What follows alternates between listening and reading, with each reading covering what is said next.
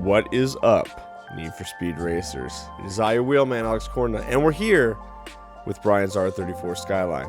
This car is awesome. I love it. It is great for A-plus class. People are having trouble with the RSR. It's a little more rowdy, a little harder to drive. This thing is planted. This thing is solid. It's predictable. Probably one of the upper tier cars for A-plus. That's why I'm bringing it to you. We're going to do a themed week next week. I haven't decided if we're doing Lamborghini or BMW. But if you have an opinion on that, you'd like to see some cars, drop a comment below. Lamborghini or BMW week, let me know. Outside of that, we're going to dig into this. Nil built this a while back, and I am not a huge fan of the Skylines just because everybody's been using them. But I need to bring you guys what you need, and why let my personal opinions get in the way? This car is really good. It's pretty fast, and it's really easy to drive. And so that's why I don't love it, because everybody already drives them, but I need to bring you guys my version of it so you can drive, you know, maybe my version and see what you think. Other than that, try to make it as close to the movie car as I could. The movie car had a blue spoiler. I can't make this one blue. It also had 6-spoke wheels. I can only find 5 spokes that had the rivets in it. But at the end of the day, I think it's pretty stinking close. So I like that. Too Fast, Too Furious. Paul Walker, rest his soul. I think he made car guys out of all of us. So this is Brian's Skyline. Nil built it. I'm driving it. Let's dig right in. For the engine you guys are running on this one, it is the Silver Pro 304 brake horsepower 3.8 liter V6. I've had people come to me with issues. They're like, when I select the engine, the potential is a lot lower than yours. Guys, that potential brake horsepower changes when you add a supercharger or a turbocharger. When you start changing parts, that potential number goes way up. So just do the build the way I am showing you, and you will have no problems. A lot of people will be like, oh, I can't get it to this, or it's an S-Class. It's like, if you don't stay for the whole build and you don't watch what I do with the handling portion and the downforce, you're going to miss those key steps to get it right into the class, because these cars are right on the fringe. They're right on the ragged edge of what we can fit into the class. And so usually downforce matters. Every little part matters, because we're at the very top, the very upper echelon of whatever class we put it in to get the most out of these cars. So 3.8 liter V6. It is the pro part. We tried some of the other ones. Like I was playing with this one. You'll notice that it is the exact same A269, but it's got less horsepower, like 300 foot-pounds less torque. Everything about it was less. And so, other than it says it does 192, it doesn't get there ever. Get away from top speed, you guys. Trust the builds. When we build you something, it's going to go to its top speed and get there in a hurry. A lot of other builds will be like, oh, it does 202. But if it doesn't ever get there in a race, what does that do you? You're going to do highway pulls with your buddies? I guess. I'm racing. So, anyway, 3.8 liter V6, you guys. For the parts, there's a lot of different ways to build this car and get to the same horsepower number. You can go with some gold parts here, silver parts there, platinum parts there. Like, you can actually change. If you do a higher induction, a lesser exhaust, different parts you can do mix and match, and you're going to get to that 523, 730. So this is what I think is probably the cheapest way to do it, because I'm using bronze and silver parts, 1 gold part, 1 platinum part. So I tried to build it as cheap as possible, but there were other ways that I got here, but I think they were more expensive. So just at the end of the day, as long as your horsepower and torque figures are the same numbers, you're golden. But for myself, we are running the Bronze Sport Induction. We are running the Silver Pro ECU. We are running the Silver Pro Fuel System. We are running the Gold Super Exhaust. You are running the Elite Platinum Roots Supercharger. The Roots Supercharger and the Screw Supercharger give the exact same horsepower and torque figures. It's weird. The Screw says it does a 1/4 mile a little faster. I think the Screw is actually lighter in game for parts weight, but that statistic isn't found anywhere, so I can't prove it. But you'll see that if we do the Screw, it does 270. The Roots is 269. So that's what we're doing. Do the Roots, Elite Platinum part. It's good. The Roots Supercharger is usually worth about 1 point less than the Screw. So just keep that in mind when you're doing your builds, you guys. We are doing the Bronze Sport Nitrous. You will find that I almost never do nitrous, I never do brakes, and I don't ever do clutch. If you're building your car to the best race potential, you want horsepower and torque You're going to get your nitrous from the yellow boost and from doing proper driving technique, and you're not going to use the brakes because you're using the e-brake to whip it into the corners and then accelerate out. So leave those parts alone. Get your handling, get your horsepower so you can put down the handling of the tires, so you can put down the huge horsepower and torque that you're putting into the car, and you're going to have a monster. And so that's what we build here on the channel, monsters. For the suspension, you guys, we are running the Elite Road suspension. It's the platinum part. For the brakes, bronze sport brakes. For the tires, you are running Elite Platinum grip tires. It's a grippy boy. It handles really good. I love the way this car truly handles. It's easy to drive.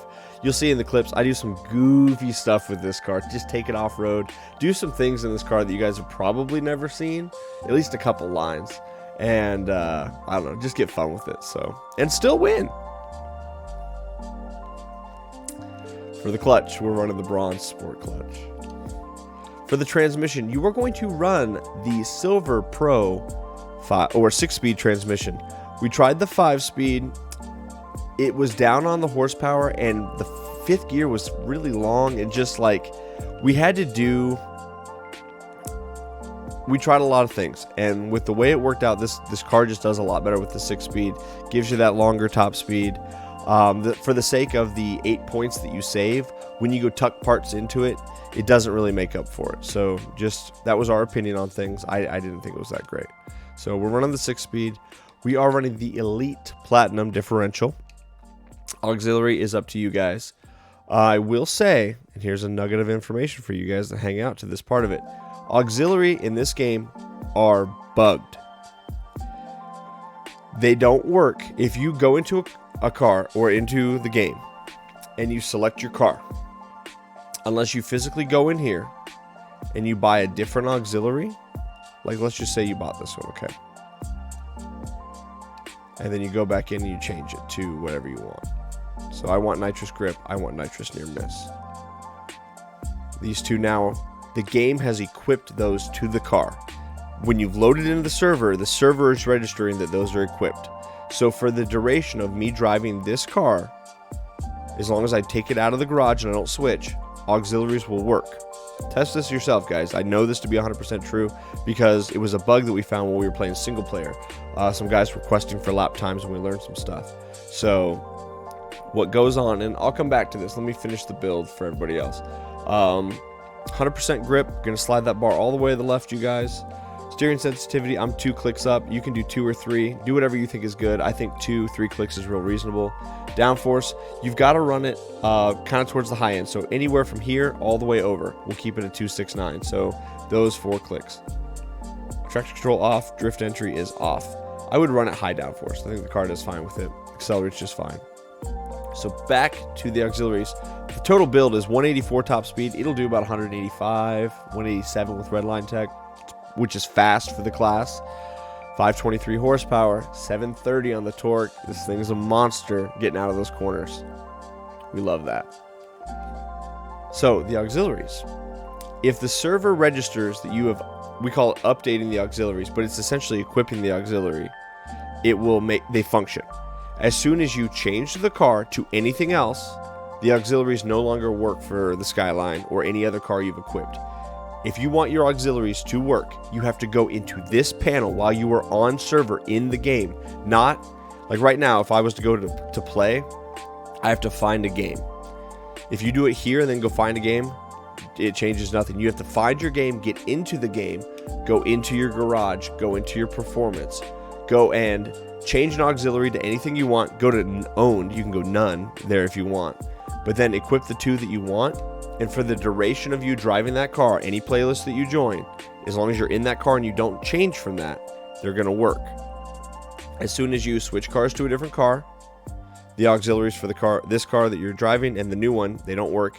For any car you want the auxiliaries to function on, you need to go in and change them out and re-equip them so the server that you're on sees that those are equipped. Right now, the server is acting like no auxiliaries are equipped. We had a guy that was doing lap times as a single player, and he's like, man, the auxiliaries in single player, they work so much better. I don't think they work online. So we did some testing. That's what we learned. Hopefully they fix this with an update and a patch, but God knows. You know, there's so many bugs in this game that who knows what they're going to fix next. I do know that there was a small ban wave that took place for PC players. So some of you guys that modded crazy money, some of you guys that maybe changed your background pictures or did some funny stuff with the code. I know that a lot of people got a 1-week ban.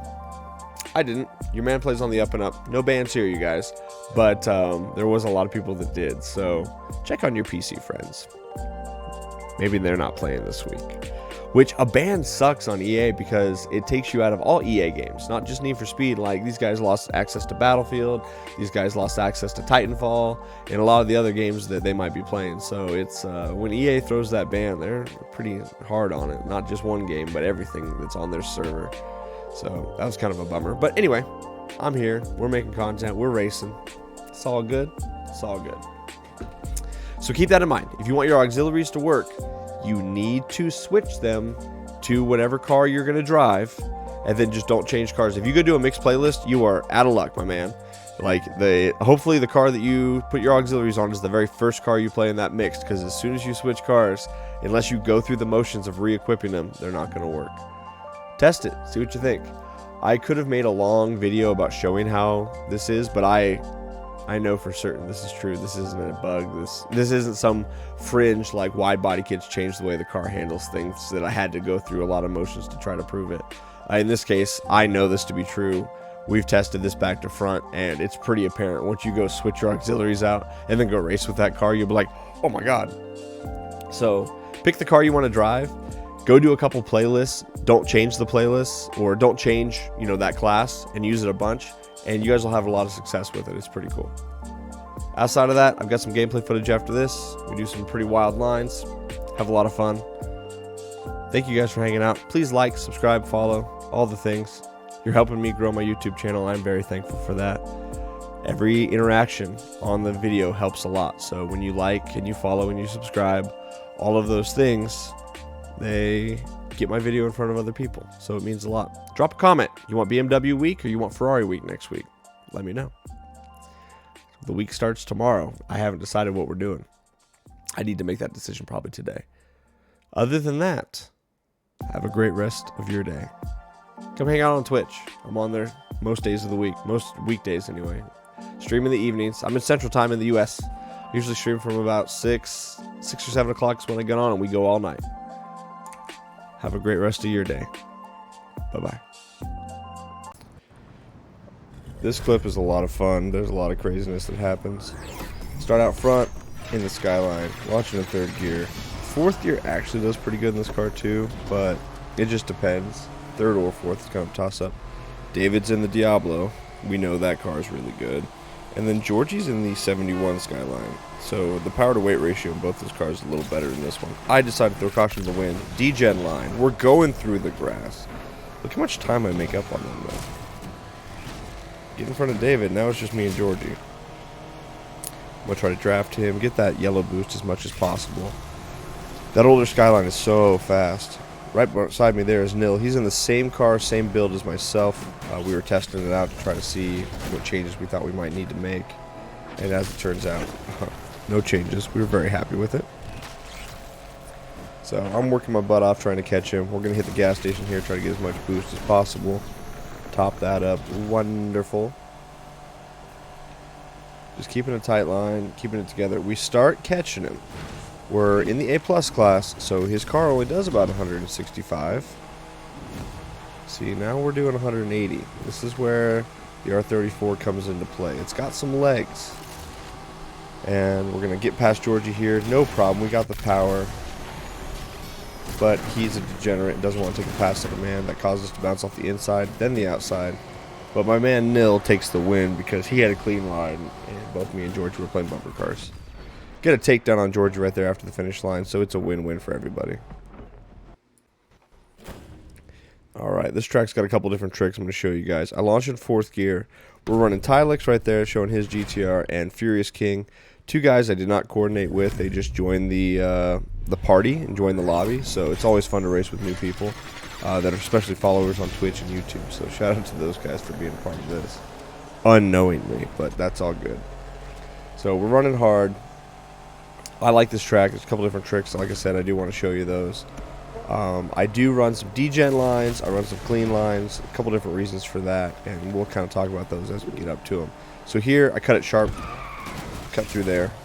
What that's going to do is a couple things. A lot of people are going to run wide back there. When you cut it sharp, the chance of you getting rear-ended by somebody screwing up the corner are less. We go right through this area, kind of keep it tight, and then the left, we're clean, and then we start running some degen lines. So this one, we're running on the pavement, going grip. Up here, we're going to run left. We're going to go up through the dirt. What this does is it stops anybody from drafting you. It stops anybody from following you. If they were in the draft trying to get more yellow boost, they're not able to do that. So is that line a whole lot faster? I would say no. Maybe a couple tenths of a second, if that, and that's if you hit it clean. But breaking the draft is tremendous. We're going to stay on oncoming traffic as much as we can. We are going to use majority of our nitrous down this hill for this part, and then once we make the last two corners here and then the next one, we're going to use all of the bottle.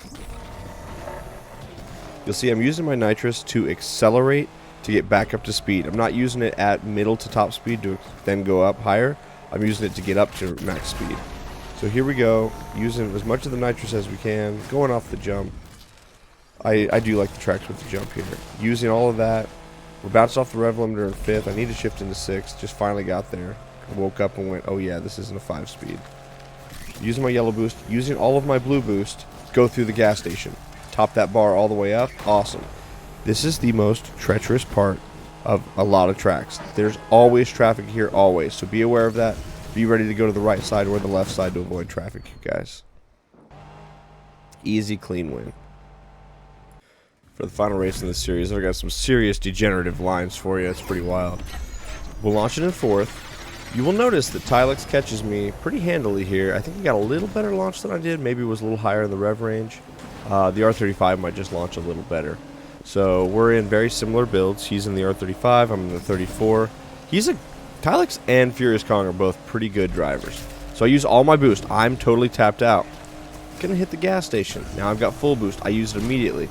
He used what little he had left, but because we hit the gas station, we were able to get a little more speed. We were able to pull away.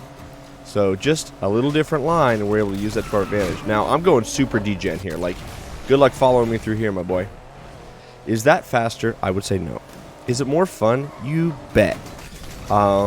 When I'm not racing super competitive, I like to do kind of goofy stuff like that, and it's just fun. You'll notice I line up those two checkpoints and cut through the grass. In this case, it's not much faster to go through the grass there, so I kind of follow the road to stay on concrete. We are running a full grip build after all. Same kind of deal up here. We're going to hang it tight, but we're going to stay on the road as much as we can here. Now, the next one, we are going to cut a little bit different path through this area. So we're going to stay out of traffic, stay in oncoming to build as much blue boost as possible. Now here, instead of following the road, you're going to cut to the right and go through the campers and the picnic tables and stuff there to cut just a beeline or a straight line to that next checkpoint. Here, we stay tight, but not on the concrete. We're going to hang as tight a corner as possible. And we're just using that yellow boost to get it up to acceleration again, but not using much of the blue boost. We're saving that for the longer straights. So you'll see me using yellows to get up to speed. Now, I use all my nitrous there because I know I'm going to build more up.